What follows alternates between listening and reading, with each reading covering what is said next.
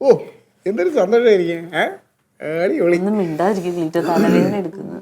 തലവേദന എടുക്കാം. തലവേദന നീ നീ കാര്യങ്ങൾ ഉഷാറാക്ക്. കാര്യങ്ങളൊന്നുമില്ല, കാര്യങ്ങളൊന്നുമില്ല. എന്തോന്നടി ഇത്?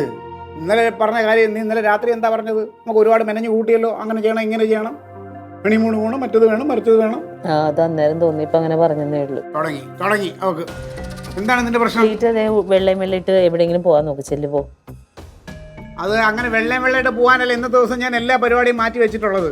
ഇന്നത്തെ ഈ ആഘോഷം, ഈ വീട്ടിലൊരു പരിപാടി നടക്കുമ്പോ അങ്ങോട്ടും ഇങ്ങോട്ടും എല്ലാവരും സ്നേഹമായിട്ടിരിക്കണം, എല്ലാവരും ആവശ്യങ്ങൾക്ക് വേണം. ഇപ്പൊ ഇവിടെ ആരാണ് ഇല്ലാത്തത്? ആരാ ഉള്ളത്? അമ്മാവനെ ഞാൻ വിളിക്കാന്ന് വെച്ചിട്ടുണ്ട്. അമ്മാവനെ ഒച്ചയോടെ കഴിഞ്ഞൊന്ന് വിളിച്ചെല്ലാം സെറ്റാക്കിയിട്ട് വിളിച്ച് പറയാന്ന് വെച്ചിട്ടുണ്ട്. ആരില്ലെങ്കിലും എനിക്ക് എന്റെ ആങ്ങളെ വേണ്ടേ? അവിടെ പോയി ഡ്യൂട്ടിക്ക് പോയാ? അവനൊരു ഡ്യൂട്ടിക്കും പോയിട്ടില്ല. പിന്നെ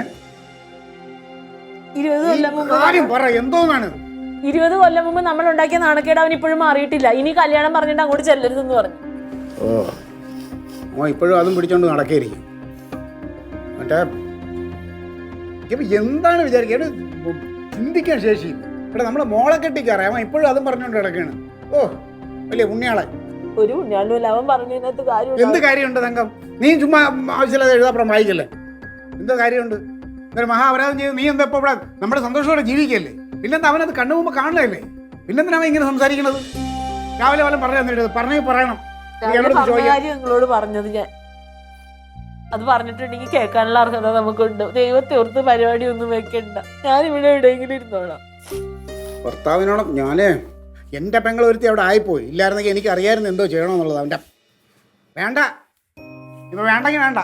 എല്ലാവരും കൂടെ സന്തോഷമായിട്ടൊരു ആഘോഷം നടത്താം. ഒരാഗ്രഹമില്ല ഇങ്ങനെ കൈപിടിച്ച് തരണതും താലി കിടണതും മക്കളൊക്കെ ഉണ്ടല്ലോ. അപ്പം എല്ലാവരും കൂടെ കാണുമ്പോൾ അതൊരു സന്തോഷമെന്ന് പറഞ്ഞിട്ട് പറഞ്ഞപ്പോൾ പിന്നെ വേണ്ടെങ്കിൽ വേണ്ട. നമുക്ക് നീ വിഷമിക്കണ്ടേ? അടുത്ത വെഡിങ് ആനിവേഴ്സറിക്ക് നമ്മൾ ഇനി ആരില്ലെങ്കിലും നമ്മൾ നമ്മളെ മക്കളും ഉണ്ടാവും. എന്താണ് അവൻ അങ്ങനെ ഇത്രയും ആയി, വർഷങ്ങളായി അതും പൊക്കി പിടിച്ചോണ്ട് നടക്കായി? അല്ലെന്നേ. എന്നിട്ട് പറയും അവൻ്റെ പെങ്ങളെ ഞാൻ കഷ്ടപ്പെടുത്തുന്നു. ഒരു സന്തോഷമുള്ള കാര്യം ചെയ്യാൻ പോയപ്പോൾ അത് സംഭവിക്കില്ല. അമ്മേനെ ഞാൻ രാവിലെ 20ാമത്തെ വെഡിങ് ആനിവേഴ്സറി അല്ലേ, അങ്ങനെ രാവിലെ വലിയ കാര്യത്തിൽ ഞാൻ വിളിച്ചു. പക്ഷെ അമ്മയും ഭയങ്കര വിഷമം പോലെ. എന്താണ് മാമൻ അറിയാല്ല, അമ്മയുടെ അച്ഛൻ്റെ 20ാമത്തെ വെഡിങ് ആനിവേഴ്സറി ഭയങ്കര അടിപൊളിയായിട്ട് ആഘോഷിക്കണം. അവരങ്ങനെ ആഘോഷിച്ചിട്ടില്ലല്ലോ. അപ്പൊ സൂപ്പറായിട്ട് ആഘോഷിക്കണം, അത് ചെയ്യണം, ഇത് ചെയ്യണം, അങ്ങനെ ഒരുപാട് പ്ലാൻ ഉണ്ടായിരുന്നു. പക്ഷെ ഇപ്പം വരാൻ പറ്റില്ല.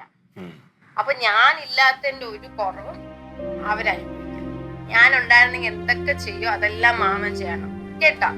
കാര്യം എനിക്ക് അമ്മയെ വിളിച്ചപ്പോഴും അമ്മ ഭയങ്കര വിഷമമാണ്.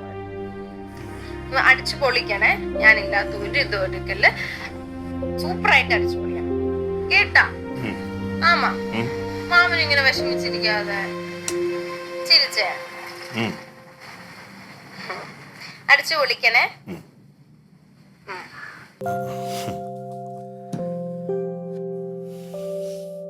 ഇനിയിപ്പോൾ നിങ്ങൾക്ക് അങ്ങനെ ഒരു ആഗ്രഹം ഉണ്ടെന്നുണ്ടെങ്കിൽ നല്ലൊരു ദിവസം നമുക്ക് ഡേറ്റ് എടുക്കാം. ഞാൻ എൻ്റെ പെങ്ങളുടെ കൈ പിടിച്ച് എനിക്ക് പരാതി ഉണ്ടല്ലോ. Happy wedding anniversary. അങ്ങനെ തന്നെ പിള്ളേർ ട്യൂഷൻ കഴിഞ്ഞ് വരുമ്പോൾ കേക്ക് കട്ടിങ്ങും ഭയങ്കര സദ്യയും പരിപാടികളും.